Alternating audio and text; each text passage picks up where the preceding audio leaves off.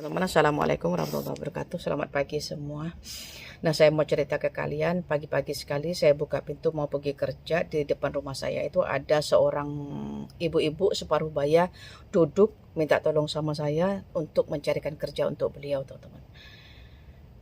Jadi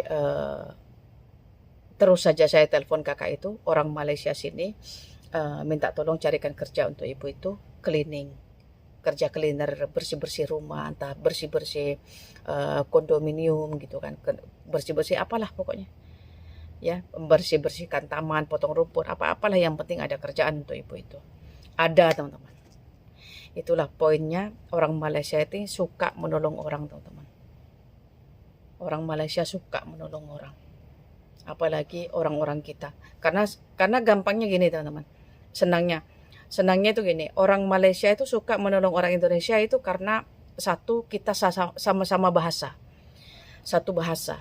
Beda pun dikit, teman-teman, enggak banyak.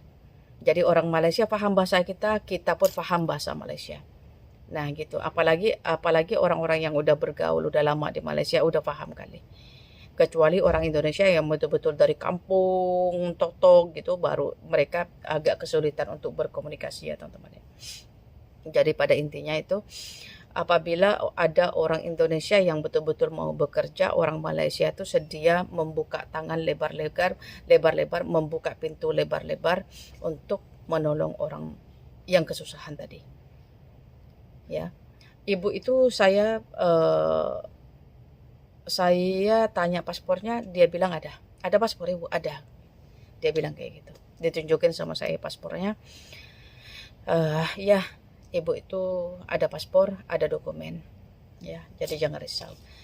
Cuman aku yang salut sekali sama orang Malaysia, sama kakak itu, dia terus adain kerja untuk ibu itu. Alhamdulillah.